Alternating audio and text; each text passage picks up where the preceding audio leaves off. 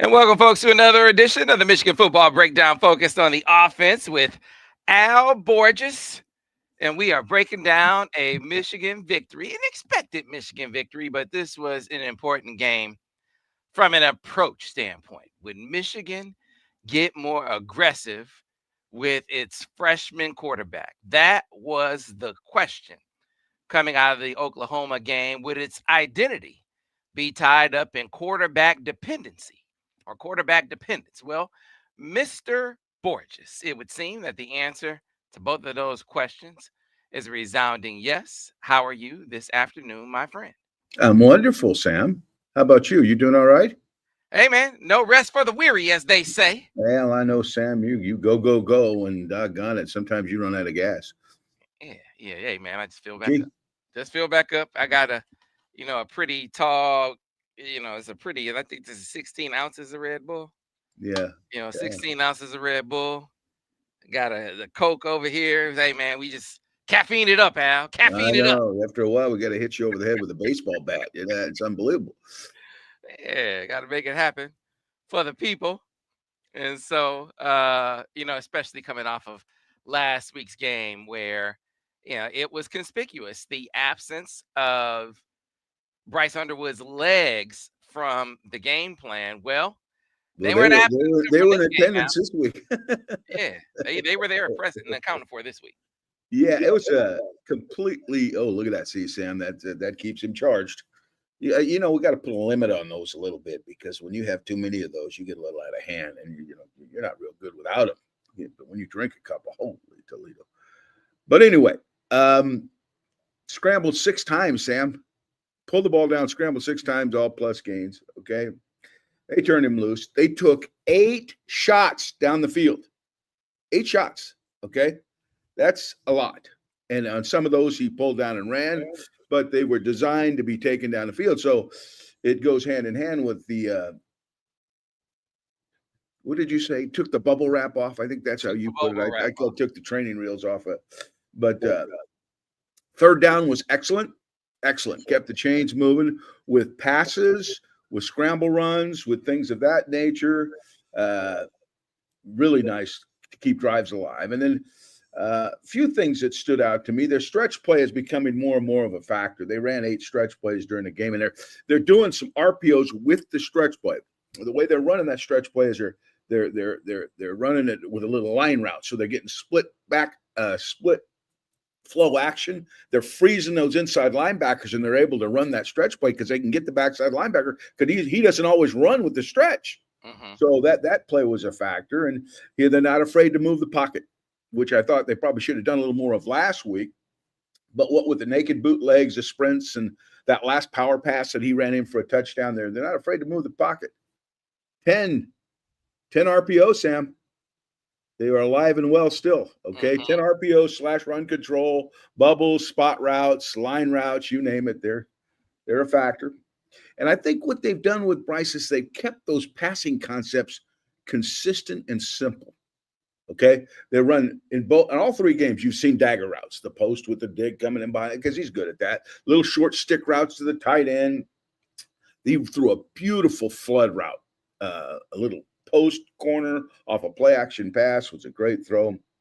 Drive routes, shallow crosses with Diggs coming in behind him, and then the post wheel has showed up in all 3 games. So they're kind of keeping those concepts streamlined so that you didn't have to think about 6 million things and just keeps running the same stuff and get better and better at it. They had a really nice reverse.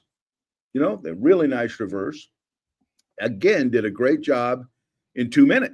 2 minute was very well engineered. Introduced a few more pin and pulls. We saw some of that. Some he gave it to him. Some he threw the bubble. But you saw a lot of variations because the chains kept moving. Unlike last week where you didn't get those extra turns, those extra calls because there were too many punts. But it was extremely productive. They threw 11 drop back passes, which, again, is about where you want to be with him, I think, at this point. The rest you want to play pass or sprint pass or naked or do whatever. But I think that's a good number. He took off, like I said, 6 times I counted. one time on a play pass with a crash dig, another time with an insert pass, another crash dig, a power pass for the last touchdown where he just kind of reversed field and looked like a man against boys. But his legs are definitely a factor. Now, not that many design runs. I mean, they ran the beautiful counter play. They had a counter play for a touchdown. They had a read counter where he handed it off. But in terms of +1 runs, there weren't a lot of that. But there certainly were a lot of runs. And his legs obviously make a difference. And I'm going to tell you something else I think makes a difference, Sam, is when you can play both Harris and Klein, okay, which they did not play, or at least didn't play much against Oklahoma. Those two tight ends are difference makers with the blocking inside the core of the box, and in receiving, just on all the stuff that they do with the tight ends and always have done with the tight ends. So I think that really helped too. We'll get into the X's and O's. Denard and I spent a lot of time yesterday talking about Bryce's legs, of course, and then the instruction that they gave him, because you astutely pointed out that most of his runs weren't design runs. Most of his runs were he pulled it down, right? I think you'll see more of that later, though. You'll see more design runs as we go. But yes, I think I land one or two. And so what Biff talked about after the game was he talked about Sharon in practice last week, because Sharon was in practice all last week. And Sharon, coming off of the Oklahoma game, was like, hey, okay, we got to let it rip with this kid. And part of letting it rip with the kid is we're going to run him, right? So he had some QB runs that he wanted in there. That counter was in there. He ran it with JJ. He put that in there, right? Mm-hmm. Yep.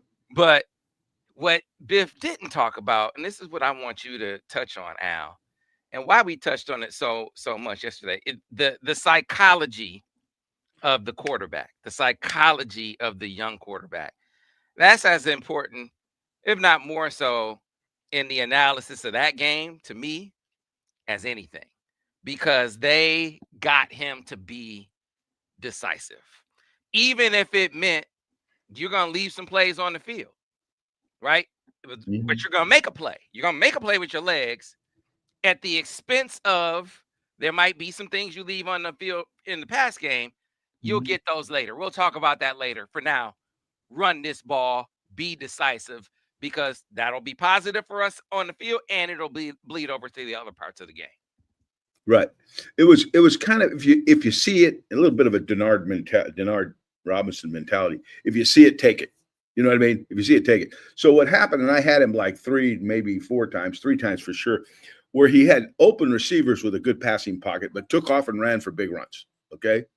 Well, you got to coach that now. You don't just say, well, good job. No, you don't want, you say, good job. That's where you are at this point. That's where you are at this point. You see yards, go take yards, okay? But as we grow, we don't want to turn down a steak for a ham sandwich, okay? So there are some opportunities out there that we have to tell you about, I'm laughing because somebody knew your quote.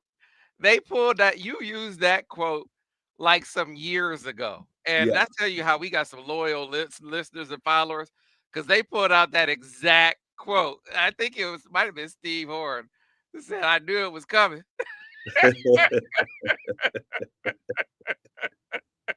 Don't turn down steak for a ham sandwich. Yeah. Yeah. Well, you just learn as you go. And the quarterback, as he becomes more confident, and running with the ball is giving him that confidence, okay?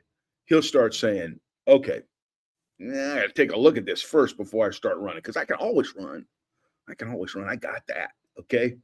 I gotta prove that we can take some big bites out of the defense with my arm. And I've said it, and they've heard this quote a million times. You run for yards, but you pass for miles. So you got to pick and choose. But at this point in his development, he's taking what he sees, and it's helping him move the ball. So, I'm going to coach him. I'm not going to say that's okay when it's really not. I didn't call the play for you to scramble. I called the pass play so you can take a bite out of the defense. But your instincts told you something. You took it, pat him on the back, move on, and tell him what he turned down. And as he grows, he will become more confident in making those throws with a good passing pocket. Yeah, so what's the pacing of that out because I recall then the story that I told was we were talking about this Michigan State Cade McNamara. Not even look, he's not even close to Bryce Underwood, so don't mention that. But the point is, I brought this up because Cade has scrambled for a big play. Like, he had run for like 18, 19 yards. I'm like, wow, look at Cade. He just scrambled. You're like, nah, I'm not turning down steak for a ham sandwich, Sam. What is all of this? Yay, that's gonna cost you. It could have been a bigger play. And I was like, but coach, I mean, why are we getting nitpicking? I think I might have even said a first down. Said because it's gonna cost you down the line. Maybe even in this game. Yeah. It cost you. And I think the other point you made is like this is game 8. It's game 8 of the season. And so that brings me back to this question. As you're coaching Bryce, what's the pacing? Because I think you're rah. You ran for first down. At what point are you saying, I don't know, man, we need to be getting that play now? At what point are you saying that? We need to be you're saying that from the beginning, but you're not discouraging him from using his skill set to help win the game. You coach him, you see the picture, you evaluate the scenario, and you tell him what you think should have happened. Okay? Now, because he has skills outside of just the normal drop back pass throw it, you don't want to inhibit those skills. Otherwise, you won't get the most out of the athlete. So you don't want to scare him, but you still got to coach him. And you got to tell. And then eventually it'll take. There's sometimes it's a point where the quarterback wants to prove a point. So I can make that throw, damn it. I can make that throw, and I will make that throw if it's there. But if there's doubt, I'm going to use my skills. Now, with McNamara was not the same skill set as Bryce Underwood. So, yes, he could scramble a little bit. He wasn't too bad at it, but he's a guy that needs to be throwing the digs. When they're there, he needs to be throwing the digs when they're there, whatever the route is. I mean, whatever you're turning down that's open, he needs to be making those throws, and it can't take 5 games for him to develop into that. He has to learn that, at a fairly quick rate, so we can take bites out of the defense when the opportunity presents itself. It's that simple. Yeah, and so this to me is a bridge. Like I was talking to Eric Adelson, a good friend of mine, former ESPN writer. I mean, big time writer. He's a professor now down at Central Florida. His wife is ESPN writer. Andrea does a great job, and he was like, I would rather them feature the running backs as the running. I'd rather them lead with the running backs in offense. I said, I'd rather have $1 million. I mean, there are a lot of things I would rather do. You got to use the tools that you have. And the biggest and best tool that you have right now is Bryce Underwood, and he can help you get to your running game with the running backs. I'm not saying that you don't run with the running backs. You're still going to run mostly with the running backs, but this helps you get to that, injecting Bryce into that equation. Yeah, plus Bryce's ability to run, believe it or not, is going to help those running backs run better. Exactly. It's going to, just because they have to defend him, and that tends to have a residual on the running backs being productive, particularly in your zone read game and things like that. But really, your whole rushing offense.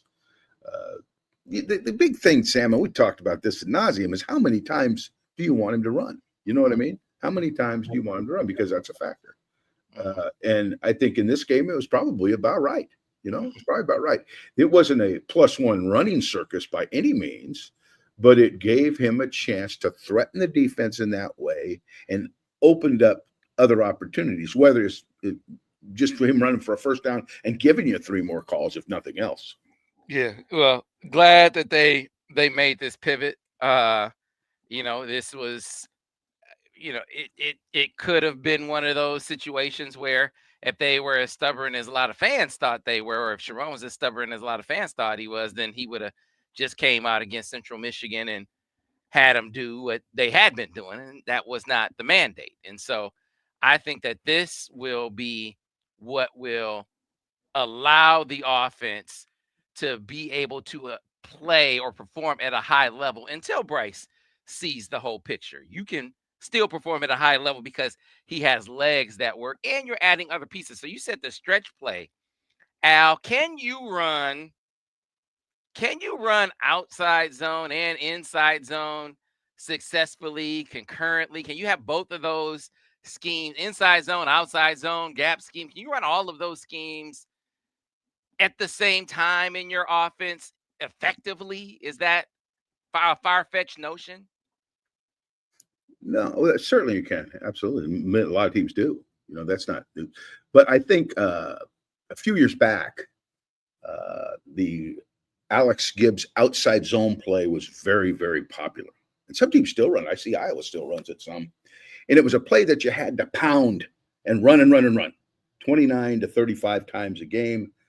And that's how you got good at it. And somehow the contention was, well, you can't run the stretch unless you run it. Well, that's nonsense. It's been run forever by many teams, and it isn't even their primary play. It's equipment for their offense. It takes really no more work, in my opinion, than running 29 power plays. There's so much nuance to coaching it. There's a lot to it and all that. Coaching the back and doing all that. God, I've heard all the clinics and put the play in. But to say that you can't run the stretch, you got to run it 5,000 times. That's an old adage, and it really doesn't follow, because you watch NFL teams, they run stretch plays. You watch the Lions, they run, 6, 7 stretch plays in the game, and they still have all the rest of their offense. They don't run 20 of them, 20 to 25 of them, and they're still pretty good at it. Now, you won't be as good at it if you run as if you ran it a million times, but you won't be as good at other plays doing that too. So, no, that can be equipment for your offense. If nothing else, setting up your naked game. It's a great weapon to have and great equipment to have in your run game. And the addition, I think, has been a major positive now so far. It's become more prominent every week, and I think will continue to, because Chip ran it quite a bit at North Carolina, and he's comfortable with the play. He's comfortable with the call, because he's going to call it more. They're going to practice it more. They're going to get a little better at it. But I don't think you're ever going to see it like the Broncos with Shanahan and Alex Gibbs. You're not going to see that. I don't think.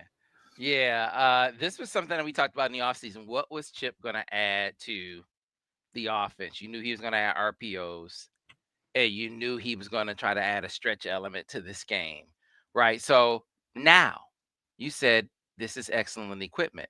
When you got a quarterback like Bryce and you have nakeds in the playbook and you run stretch, group that together for me, Al, and tell me what that does for you as a coordinator. Well, it adds another dimension. Now they got to defend a play that you're actually going to run. You know what I mean? If you're going to run a naked game, and the better you can run the outside zone play or the stretch, whatever you want to call it, the better the nakeds are going to be, because they got to play them. They got to play them. You're always trying to get in behind the second level of the defense on nakeds. Now, on a lot of nakeds, you generally put somebody in a flat, but that's only open about half the time, if that, sometimes, whether you're sliding them, whether you're smashing them, whether you're whatevering them. So the real key is to get the inside core of the defense to jump the outside zone, to literally jerk the defense left or right based on which way you're faking. That's the guy you got to get open. And the way that guy gets open the most is when you're running the stretch play well, because now they feel compelled to run to it. Mm-hmm. And it serves so many purposes. Naked bootlegs, stretch and attack runs where they're overrunning the play and the ball's coming back. I mean, it's just another piece that gives your offense one more thing that's difficult to defend. Yeah, remember the old waggle back in the day for Michigan? Yeah, I think Michigan called their nakeds waggles. Or no, Stan Parrish told me. He said their one backs were called waggles and their two backs were called nakeds, or vice versa. I can't remember. So they had it. I don't call a waggle. A waggle to me is a protected play. A waggle to me is a pocket change play. It looks like a naked, but usually pull up. Someone's blocking the front side. The ball's going down the field. So I just use different terms. Yeah. So it's not a foreign concept, but it kept working because they could run the hell out of that stretch and get back to it, and the tight end was always open.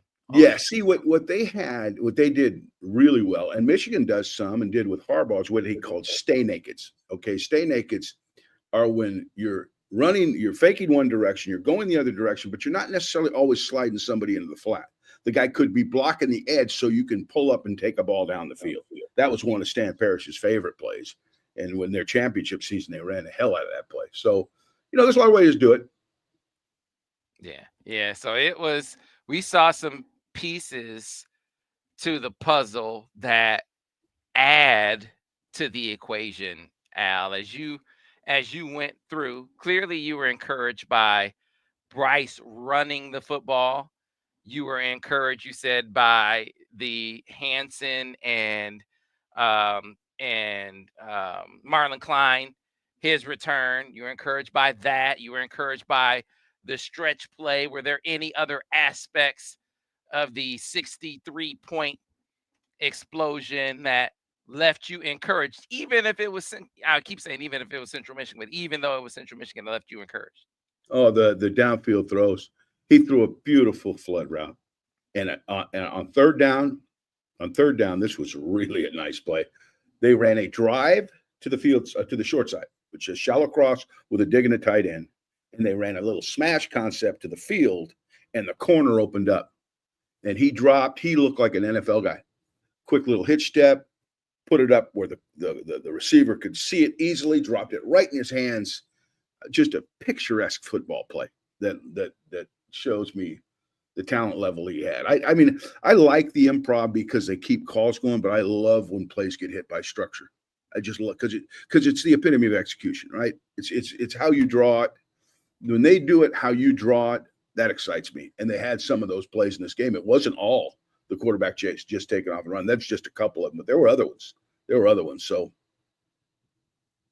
yeah, it was very encouraging to see the young fella find some things. Now, the flood, that was the interception. What did you think of that play?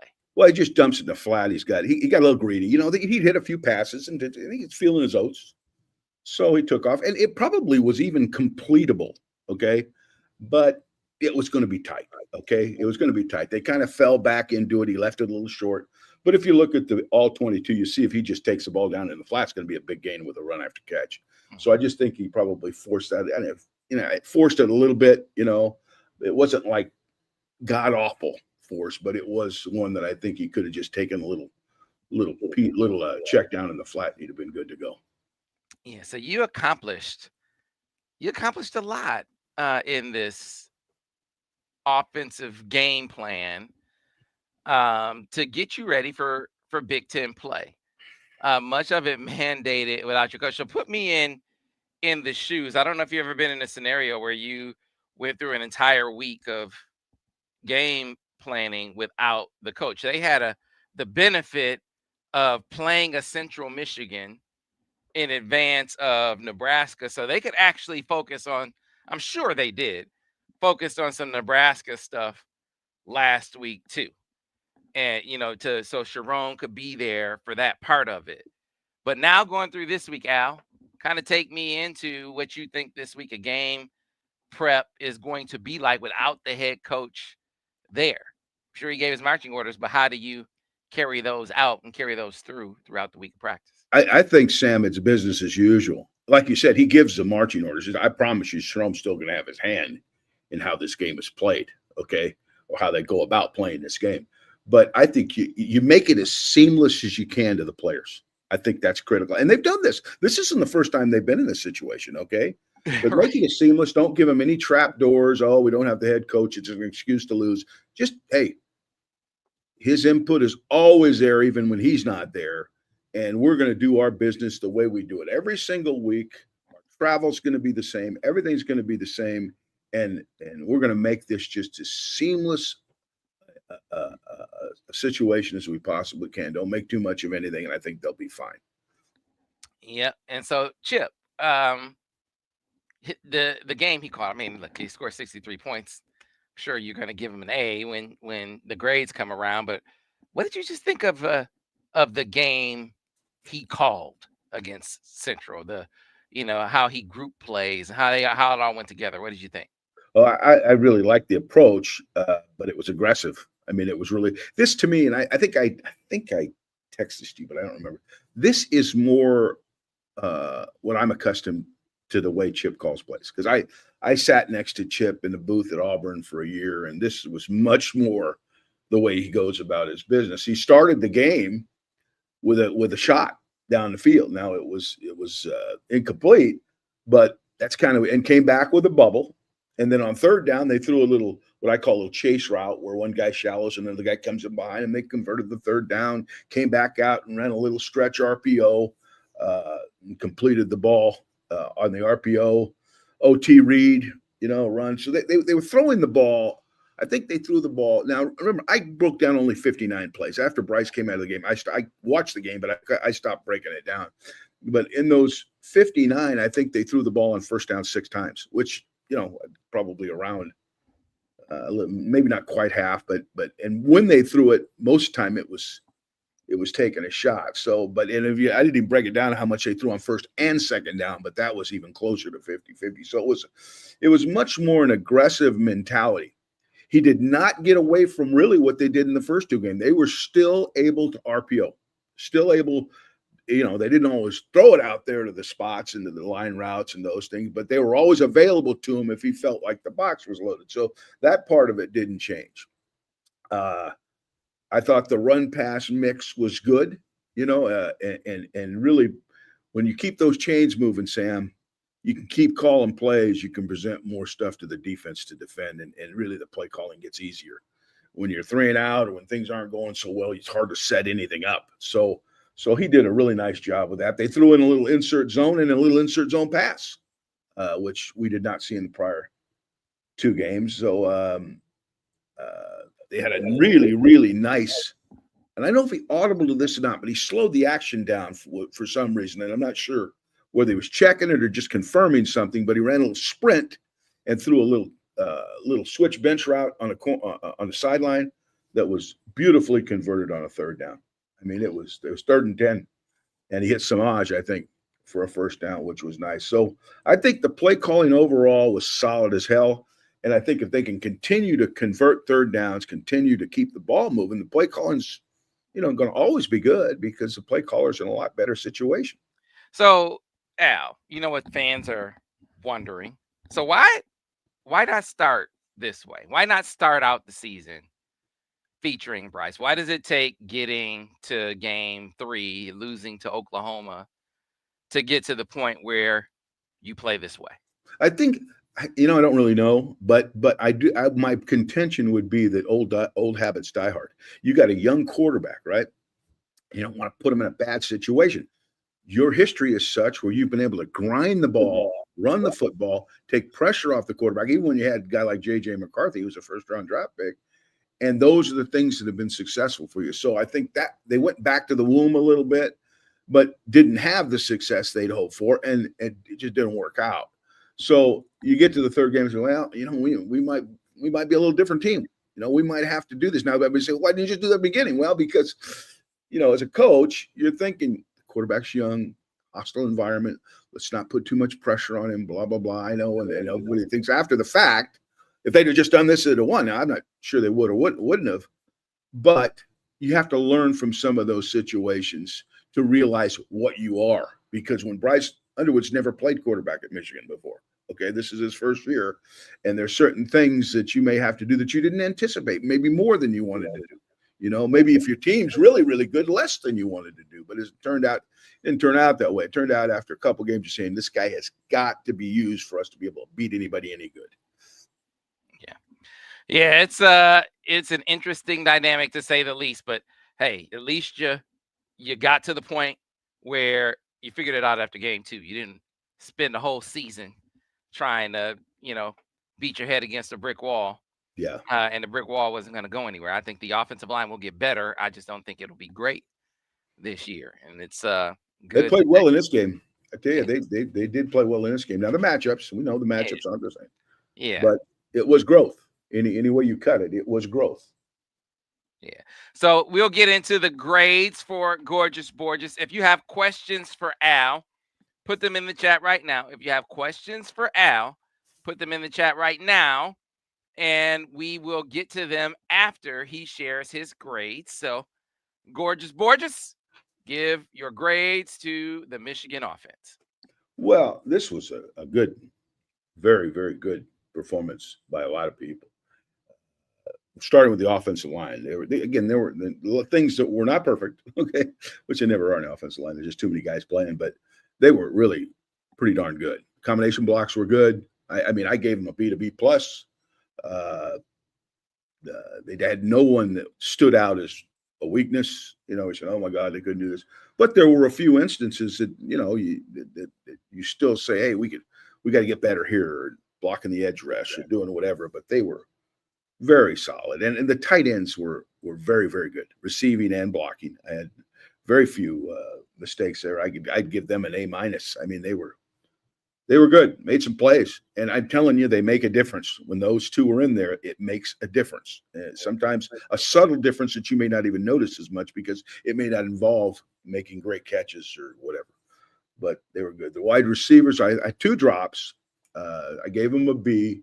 I think that they're becoming more of a factor, though. This receiver core is better than the receiver core as a whole a year ago. I'll say that. Now, how prolific they are, I don't know yet, but I think that it's definitely an upgrade. The backs were really good. The backs ran the ball hard, continue to demonstrate explosive playability, and that's exciting, knowing that they can go all the way in one play. Because those, not everybody has backs, but I think both of them. Both Marshall and Haynes are explosive backs, and I gave them an A minus, A minus. They were very good. And what's off the quarterback? Quarterback was a B. He was a B. He still had things he could do better, but he was good. He was good. I mean, if you just went by overall productivity, you might give him an A. But if you're grading him, you can't give him an A. There were still things that have to be better. But he looked comfortable. He looks composed. And I want to say this, including Oklahoma, he's never looked like he's not composed. In any of these, he's always looked like he had his wit about him during the game. So I really like him, and he is going to do nothing but get better, and he has an incredible future ahead of him. So I think overall, offensively, they were a B to B plus, and a huge jump in what I call a get well game. They needed a get well game, and this was a good opponent for them to get well. Now these are over now. Okay, now we're getting into the thick of the schedule, and we're going to be tested again in a hostile environment against a good football team. But the difference now is we've done it once. We've done it once. And now that we've done it once, I think adjustments by the coaching staff, just the overall demeanor of the team going into that environment is going to be better. Yes, sir. Yes, sir. Yes, sir. All right. It is time to start getting to the questions for Borges. And plenty of them have come through the chat already. There's one in particular that I want to start knocking down right away. Let's see if I can get to it, or if I have to jump over too many comments to get to it. Okay, well, people already want to jump to the Nebraska question. Bryce looked great, according it says Michael Dunn. What will Bryce have to do to beat Nebraska, Al? What he just did against Central, I think. He's going to have some improv runs. That's going to get. They'll probably include a few more +1 runs. I think his legs have to be a factor. His passing, we know he's capable, okay? But it isn't going to be as easy. That pocket's going to collapse once in a while. There's going to be issues. You throw every third pass, there's something that comes up that forces the quarterback into some form of drastic improvisation or subtle improvisation. How he deals with those situations will dictate the fate of this football game. If he can make plays in those situations on a relatively consistent basis, Nebraska's in trouble. I'm telling you, because this kid's got that kind of ability. If he can't, then it's going to be hold on to your jock. Who knows? But I just think every game is a learning experience. And this last one and the game before that, there's going to be some growth. I think it'll show up. I watched a good bit of the Cincinnati-Nebraska game, and Cincinnati had no passing game to really speak of, and that quarterback ran all over them. Cincinnati's quarterback did. Yeah, I have not. I'm going to tonight. Matter of fact, I'm going to start studying, looking at Nebraska a little bit and seeing, because Tony White's not the defensive coordinator anymore, so I'm guessing there's some changes in their defense. So I'm kind of interested to see what has changed and who looks like, maybe a formidable pass rusher or a good cover corner, just to see what they're about. Yeah. All right. Let's go to the next one. So Steve Horn. This is a common theme or refrain coming off of that game. This was Chip without being in, quote, a collaborative situation. His calls, his rhythm, basically the thought or suggestion being that Sharon was holding him back in some way, shape, or form, whether that be some people think that Sharon had nothing to do with the game plan. Others say that, hey, Chip was free to call plays that he wasn't free to call, and that if Sharon were there, he wouldn't be calling the plays that he called. No, I What's your don't. I take on don't. all that? I don't believe that. I don't believe he's held him back in the other game. I think that was just the approach in other games. Now Sharon might have dictated what he wanted, but to say that he's, vetoing calls left and right, I don't see that, and I doubt that happened at all. But I think that it was a collaborative effort in that they said, okay, let's turn this kid loose. I think that was the mentality going into the game, and I think Chip felt comfortable doing that, and hence Bryce felt comfortable doing that. But to say that it's all been micromanaged and all, I don't really think that's happened. I've been in that. I talked to all the parties involved, and I just don't think that is a big part of it. All right, let's go back to the questions. That wasn't really a question, but a statement that I think No, it's a was, good one though. yeah, It's a good one because it looks so different. I can see why someone would say that. yeah, representative of the sentiment. But look, I would say coming off of the game, I said Michigan is my opinion solely that I think Michigan has to. I disagree with the lack of aggression with Bryce. I think they have to get more aggressive with him. And one way or the other, I think it should be in the run game because I think it'll help everything. But they got to get more aggressive, in my opinion. By the time we get in the week and I'm hearing what's coming out of practice, I'm hearing they're doing just that. That's what Yeah. they were repping all week in practice with the head coach there. So, it stands to reason that we saw in the game what they actually did in practice. And something, Sam, I want to kind of reemphasize, I guess, is as I watch the all 22 copies, they are making, to me, a concerted effort to streamline passing concepts so they're understandable at this point, where there'll be a point when Bryce knows you can do anything you want, right? You can do anything you want. But the same routes, keep coming up, different formations, different looks. It's not always, a vanilla look, but the same routes keep coming up. So he understands the progressions so that it's easier for him instead of trying to give him this massive playbook of passing concepts. I think they've done a nice job of making sure that it's a concise package that's easy, not easy to execute, but easier to execute. No doubt. All right.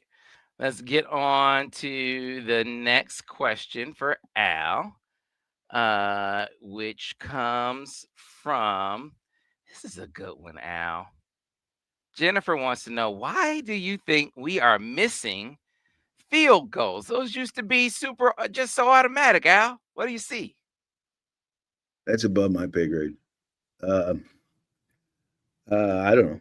I mean, you have to talk to kicking coach. I always kind of prided myself in my understanding of football, but it didn't include kicking, actual kicking. Now the kicking game, I think I understand kicking game, but the actual kicker, somebody else usually coached him. So why you're missing field goals, I don't know.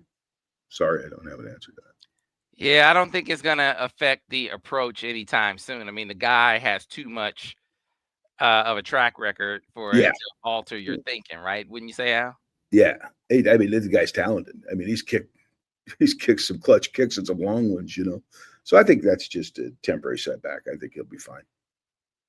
All right. On to the next one for Al from Cameron Diggs. Coach Borges, how do you see our offense play calling like we did against Central Michigan will do against Nebraska's 3-3-5 defense? Again, I haven't watched Nebraska. Are they still running 3-3-5? Because they could change coordinators. I don't know. And if they are, again, I got to look at them. But if they are, then I would say not a heck of a lot would change. They're still going to run your base offense. You're just going to run it against that look and get as many reps against that look. It can, I will say this, that can be a little bit of a bastard to block at times. But I think if Michigan does what they do and targets their people properly and gets bodies on bodies, I don't see 3-3-5, 4-3, 4-2. I don't care what it is. They'll handle it. Yeah, I just remember what TCU, they took Michigan's pin and pull off the table. Yeah. There were some plays they took off the table. They just wiped them out. Yeah, and that can happen. I'm not saying that they can't, but I got to believe that they'll have a good plan for it. You know what I mean? And hopefully it'll show up in the game. Did you ever have much problem with 3-3-5, Al? Oh, hell, you can. Yeah, I mean, you can. You can. And I've had success against it. The thing we had kind of going for us, Sam, is twice I worked with Rocky Long at San Diego State and UCLA, and we saw it in practice, and that helped. Okay, that helped.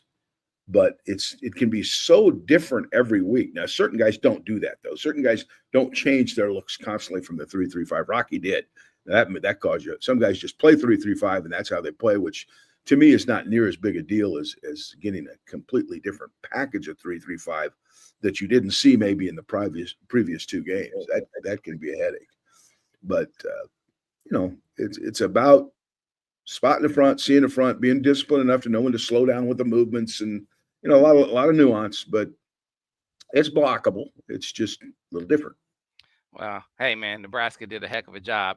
And what happened at the end of that game, they let Nebraska off the hook. The quarterback, I think, when you watch the tape out, I think he predetermined where he was going to go with the football. He looks down the middle of the field, and he throws up the fade ball, and the safety never really bit on the look down the middle of the field. He didn't confirm with his eye. He didn't confirm after his pre-snap read with his eyes after the fact that safety wasn't camping out. He hung it up, and safety went over there, picked it off, and it ended the game. Mm-hmm. They had a chance to win that game. Yeah. This game's, to me, it's about Michigan. It's not about Nebraska. If Michigan goes in, not that, with all due respect to Nebraska, because God knows they got a great tradition, great football program, but this is about Michigan's ability to handle a different environment for the second time, maintain their poise as a group, defensively and offensively, deal with these temporary setbacks during the course of the game, and play like you're capable of playing, because you have enough talent to beat Nebraska. And if they don't let the environment get to them, they'll win the game. All righty. Let's get on to the next one. Steve Horn, Coach Gorgeous, excuse me. Sam Shoelace was talking yesterday about how much of the playbook Bryce has available to him. How much do you think he has down pat at this point? And how many plays would that be? Oh God, I don't even know how many plays, but like I said, I'm going to go back to what I said earlier. Is the passing game is really the thing that is more difficult to digest for the quarterback, because there's a lot of components. Not that the running game isn't, but it involves more of the line play and the backs. And, occasionally when you want a quarterback run, there's some stuff to that too, but they haven't been doing a ton of quarterback running. Okay. So mostly the passing game. And I think Chip's done a very good job of seeing to it. He's coaching him on things that or having him run things that he knows. I just have seen daggers show up time and time again. Well, why? Well, because he can keep re-repping daggers till he gets it down. I see drive routes, shallow crosses with digs and such, show up a bunch because he can keep repping them rather than put in 5 more passes and rep drive routes once or twice. He reps drive routes 5 times and doesn't put in the other passes. So I would guess, and again, I don't know because I haven't talked to him about this, but I would guess that a lot of that playbook you're talking about, or that game plan, not necessarily playbook, but game plan, has been shaved to 5-7 concepts that he knows well and he's capable of running in his sleep. Okay. So, but that changes again as the quarterback matures in the offense. That could get broader and broader and broader. And now, that's around the corner. That's not here yet. That's around the corner because Bryce a bright kid and he'll pick the stuff up. Then you can really have fun as a coordinator. You can run a lot of different things that people haven't seen before, and the quarterback sees them as seamless.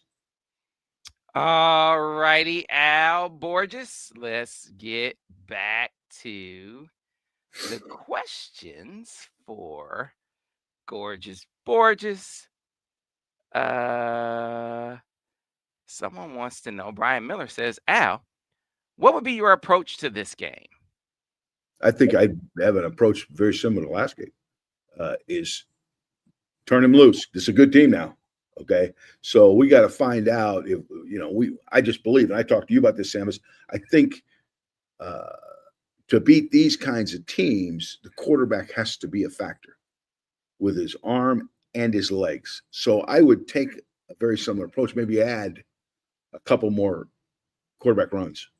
Not necessarily improv runs because those are going to come up anyway, right? Those are going to come up anyway. So I'm talking maybe a couple more quarterback runs, but kind of do what you're doing. Your RPO game looks pretty darn good. Play action game looks better than it ever has in the first 3 games. The drop back game, if you can keep those drop backs to about between 12 and 15, I think that's good. So I would take this a similar approach, just enough formation variation and such where they can't say, here it comes, and the lack of predictability as much as you possibly can. We got someone who's been paying attention. Elementary concepts of graduate level execution. Yeah, very, very good. That's very, very good. That's a good way to explain it.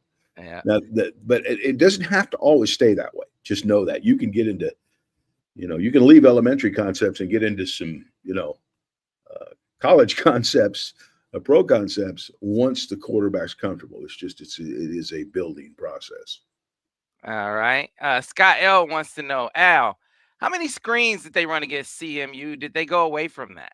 There weren't as many. I didn't have as many screen passes. They did throw a bubble the second play of the game. And a bubble is, a form of a screen. I consider that a screen. I did not see a slow screen, but again, I quit breaking the film down after the 59th play, so maybe they did something after that, but it wasn't much. But you'll see them. This coordinator likes screen passes. I'm telling you, he will usually average between 3 and 4 a game, maybe more. And before it's over, you'll see more screens. Okay, this is a great question. So on the topic of 3-3-5, you said you faced it a lot. And you sure they'll have a plan for it. But Steve wants to know. He said, "Yeah, Nebraska still runs the 3-3-5. What runs do you like against that?" Dual plays. Dual plays are good. The outside zone stretch play is good. Power plays, counter plays. The plays that tend to be a little tougher to run against that because of all the movement in the 3-3 are the pin and pulls. Multiple pulling type plays where you've got 1 and 2 offensive linemen, 1 or 2 offensive linemen leaving the core of the front and leaving holes where they can run through. That's where you get vulnerable. But when you can gap off all that movement with gap schemes like powers and counters, or zone it off with inside zone schemes or outside zone schemes, those are good plays.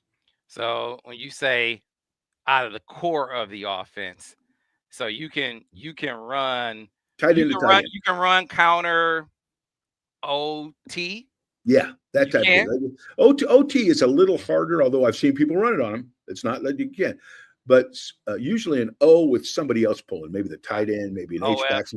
Yeah, so those type of pulls are a little bit better because you don't have somebody vacating in there and risking a run through because that comes up in 3-3 a lot. That was what I wanted to know, Coach Borges. Next one from the people would be from Nala, who always comes through with some really interesting questions. Coach Al, with what we have seen offense so far, how would you plan to attack the Nebraska defense? We need to beat this clown, Matt Rule. I think, this kind of gets to it because you kind of talked about how you would attack Matt Rule. This emotion, he is trying to use it to inject it into this game. You made it a point to say you didn't want emotion to be, but don't play. You're not out here playing for Coach Moore. You're not out here trying to make a point for your coach. This dude is making it be about Coach Moore. Yeah. He's not. I don't know if he's saying it publicly, but he disrespected you. Yeah. He chose to sit out the first two games, or I mean the second two games, because he thinks you guys aren't good enough. He didn't even have to be out here to have to coach in this game. What do you think about that, Coach? That was just a little. I think that was just a little something that I don't even know how much he really means that, but he could tell the team, so they get all fired up. And don't ever think you got to have emotion. I mean, emotions, but it has to be, particularly on offense, it's got to be a controlled emotion. It's got to be, I won't say an analytical emotion because that's the two that sometimes don't go together very well. But a controlled emotion that gets you fired up enough to where you're ready to play, yet it doesn't cloud your judgment. Okay, and I don't think a team is really going to be motivated by the fact that they picked you to be the coach. If that's a factor, it may be a factor for one play, but I don't think it's got to have any staying power. I think at the end of the day, it's going to be body on body, one team's ability to execute against the other teams, and dealing with the emotional ebb and flow of the game, which has nothing to do with any of that, in my opinion. Yeah, I agree with Nala. He's a whiner. He's a whiner for sure. All right, on to the next one. Let's keep going down the list. Coach, how do you feel about our wide receivers' ability to get open versus Nebraska? I know you said you got to look at Nebraska. I went to Nebraska's game of the weekend and scouted and felt like there wasn't a lot of room for error against their secondary. Their secondary is supposed to be pretty good. They say the strongest part of their defense. Yeah, I've heard that, and I think it'll be challenging. But again, if you've got some successful run plays, and you can play past them like they did this last week. And another thing too is how much man-to-man coverage do they want to play? Mm-hmm. Because and I think they would probably want to play a good bit. And now you're risking the quarterback's legs being a major factor in the game. So they got to temper that a little bit. You know what I mean? To be a lot of man-to-man, you get caught with your back to the quarterback on a guy that can really run. That can be disastrous. So I think they're going to have to play a degree of zone, and it's going to come down to our ability to find holes in that zone. And I think in a lot of instances, being able to play pass up the safeties or the linebackers and throw the ball behind them, which clears out reads, makes it easier for the quarterback. Sometimes it's the DBs aren't as big a factor when you can do that. So, and I think that'll be, at least in part, the approach this week. What's another one of your sayings, Al? Crap through a goose. It went through like crap through a goose. I think you say. Yeah, I usually use a different word, but yeah. Man, Sorsdahl, the Cincinnati quarterback, was getting through that defense like crap through a goose, and he couldn't throw a lick. I mean, they couldn't throw the football. And so, it was telling to me that they were able to run the football without a passing attack. That's number one. And then number two, what it also says to me is kind of what you just alluded to. I just got this feeling that they're going to be like, hey, we're coming up and we're going to dare this guy to try to beat us down the football field. We are going to sell out to try to stop this run game, including trying to stop the quarterback, which means you're going to get some shot opportunities. Can you take advantage of them? I don't think so. Question about it. Yeah, most college coaches and some pro coaches too are so stop the run first oriented, and I think Nebraska will be no different. Is we stop the run, make the quarterback beat us. Stop the run and make the quarterback beat us. He's a freshman. If we make him throw enough, he'll make mistakes. I mean, that's how they're thinking. Whether it's true or not, only time will tell. But that they're going to sell out to stop the run. The ball's going to have to go in the air. You're going to have to successfully go in the air enough to beat this team, because you're not going to, I don't believe going to just grind the ball out on this team. I think you could have some good runs. I'm not saying running game, but I think the ball's going to have to go in the air probably 25 times in this game. Mm-hmm. Yeah. They said we need a T-shirt with your sayings, Al. Steve said his favorite Borges saying is "Get your ass kicked with dignity." Yeah, see, it's a deal because sometimes I use that term, and I usually use it for an average blocking tight end. Okay, you got a tight end that's a really good receiver, but he's kind of an average blocking tight end. But you got to use him a little bit in there. So I used to tell a guy, now listen, I know you're not the most physical sucker in the world, but just get your ass kicked with dignity, okay? Don't get knocked back so we can't get guards pulling around. Don't turn it into a hot mess, okay? Just hassle the guy, hassle him. So, yeah.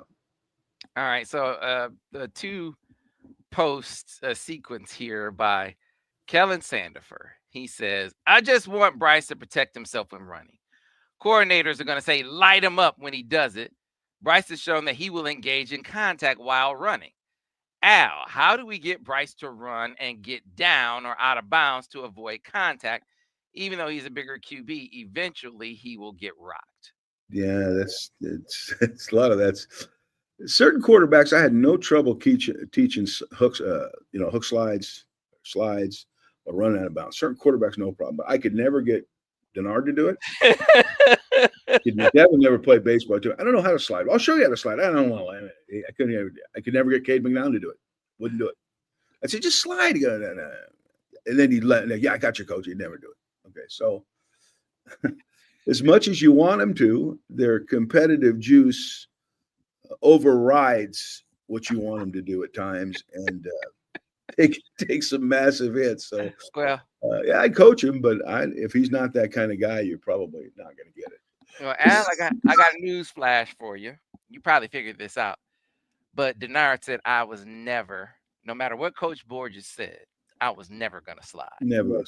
No, never was going to happen. Never going to slide. I mean, I got it. I very seldom refer to my football playing days, but I never slid either. So, yeah, he said I'd rather deliver slow than let the defender hit me. And so that was shoelace. He said now there are a couple of times where he didn't size things up right, and he bit off a little more than he could chew. Oh yeah, no, he would. He was he had a way of doing things that he kind of did it his way. He incredibly athletic, but at times not. Devin used to call him he is the greatest bad athlete I've ever seen in my life, because certain things he just didn't do. You know what I mean? Other things he looked like Superman. So I don't know. I got to use that one. I got to use that one on ODG. Yeah. So Lace was not. He was like stretch play. Michigan in the stretch play. Michigan can't run the stretch. No. Michigan need to lead. They need to lead that stretch play.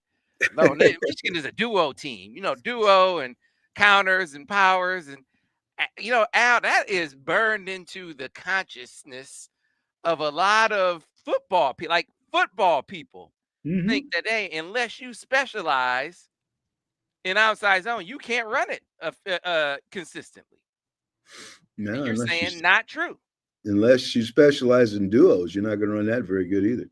So pick the play, right? So you just got to decide if it's worth. The economy of your offense is such that adding the play is worth the time it takes to practice it. And what I found, watching these duo plays, Sam, you and I how many duo plays have we broken down? Okay. And we've seen what causes problems with the duo play. Okay. And to have a counter punch that can handle all those movements, nothing wrong with that. That's an answer. Instead of saying, we're going to run a duo, and that's not always easy to do. So, and it may mean you give up a little bit somewhere else, but I think nothing wrong with having a stretch play. I tell you this, last year when I watched Indiana, that's all I could think of. Yeah. I said, boy, if they just had a stretch play here, it would have really helped their cause. But you live and you learn.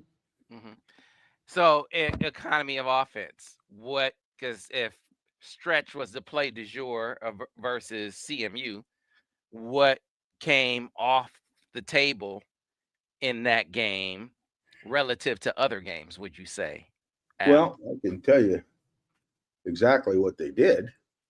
They ran 8 stretch plays and they ran 3 counter plays. And when I say counter, I mean the counter family, the family of counter plays where there was a quarterback counter, an F counter or whatever. I'll tell you the one thing that hasn't showed up as much, or maybe this has been a sacrificial lamb, is their open side zone play. They only ran that twice in this game. In the 59, I broke down. Okay, again, I didn't break the whole game down. They ran 4 duo plays, 1 insert zone, 1 bluff zone, and 5 power plays. So the power plays, and they ran 3 pinnacles. So you look at it, I guess a few less open zones, maybe a few less duos, maybe. But they're all still in there. And as long as the ball's being rushed well, it's good to have enough variation to handle any curveball they may throw at you. Hence, i.e., multiple movements to stop duo plays. So the offense ain't changed much, really, looking at how they're going about it. There's just more RPOs and a few more stretch plays. And then not in this game, but others, a few more screens. But that aside, it still looks pretty much like Michigan.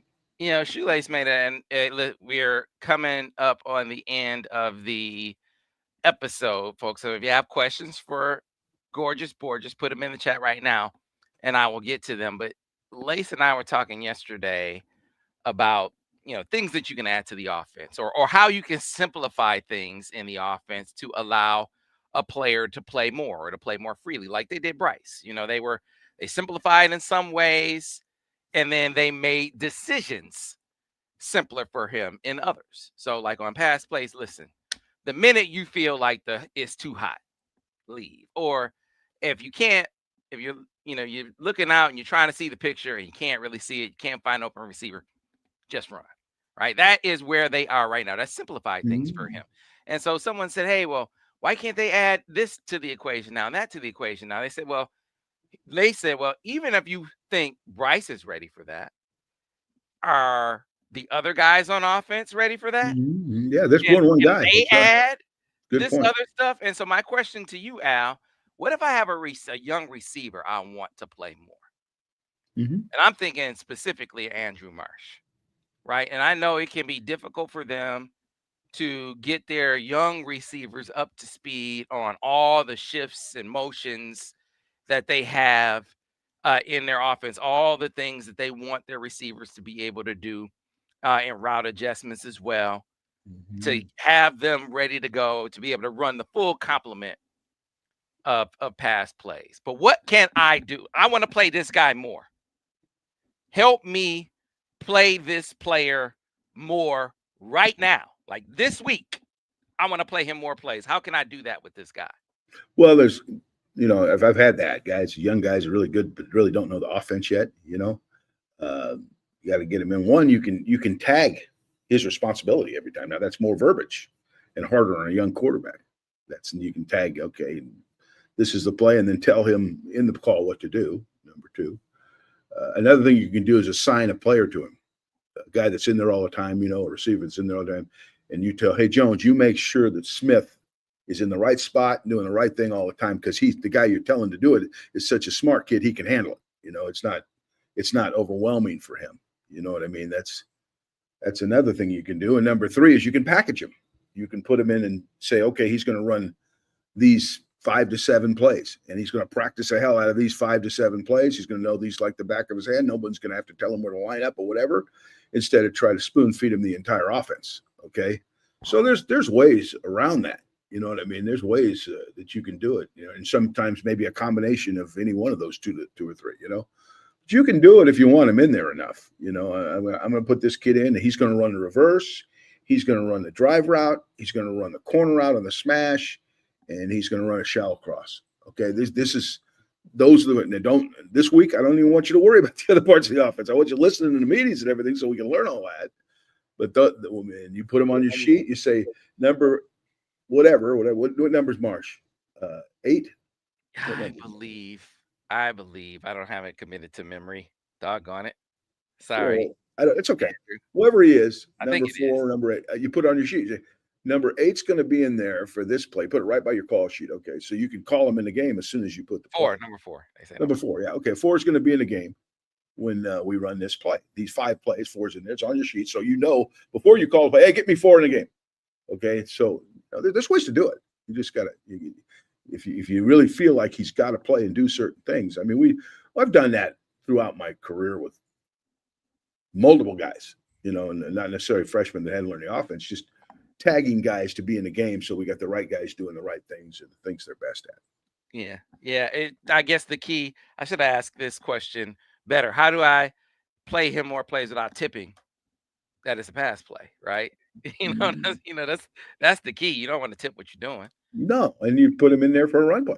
That's okay. Maybe 2 of the plays of the 7 are run plays, so they don't know he's always in there. Teach him what he does on the run play. So, there's always a way. If he's important enough, you'll make it happen. Yeah, I think he's the guy they have that you could throw it to and he can run, 60, 70 yards. So maybe he runs a bubble, right? Maybe he runs a bubble. Maybe he runs a wide receiver screen, right? Maybe he runs a shallow cross, knowing that he can catch it and give you some run after catch. Mm-hmm. Yeah. All right. So we will make this be the one on the way out for Gorgeous Borges. By the way, Steve Horn said Marsh needs to play so he can get up to speed as soon as possible. Yeah, and you got to play your throw. How do you play them effectively while they're learning? To me, that's the coaching point with Bryce. Like, how do you get him to play at a high level while he's still learning? That was the essence, part of the essence anyway, of running him. Yes. Like, he can run. Do that. Let him run and streamline your passing game until you can expand it. That's the way I can think of it. Yeah, and so, but to get this last one in for Al, let me get back up to it. If I can find it. Someone had a good one for you, Al. If I can grab it for you before we get out of here. If you have questions for Al, get them in the chat. I want to get this last one for you, if I can find it, because they had a good one for you, Al. And it was, and this is just a thank you, so I'll get this one in. JSJ 297. This is not a question, but a reminder. 14-year anniversary of, and a thank you for that 2011 Notre Dame fourth quarter Allen Laces. You rock, Al. Yeah, rock. Get that in. You want to get that in. I do rock. I agree with that. No, you don't. You don't rock. Yeah, Count 22 says Marsh, all legs. He is wow, all legs. He is, he might be, but those legs are that he's the guy that they have that can take a short play and make it a long one. Yep. So I think you got to get him in there and try to get him the ball. All right, folks. That was the key. The key. Dagger wheel. The Jeremy Gallen. Dagger wheel. That was the Jeremy Gallen play. All right. Well, folks, that is going to do it for us on this edition of the Michigan Football Breakdown, focused on the offense with Al Borges. We'll be back next week breaking down what I think is going to be a victory over these Cornhuskers and the crying, whining Matt Rule. I don't know what excuse he will come up with after this game. We shall see. Looking forward to it. Be sure to tune in about 45 minutes. We'll do the defensive breakdown with Vance Bedford. So set your reminders. Be going live with Vance at about 45. So we'll see you then. Until then, thanks for watching and listening to the Michigan Football Breakdown, focused on the offense with Al Borges. Go Blue.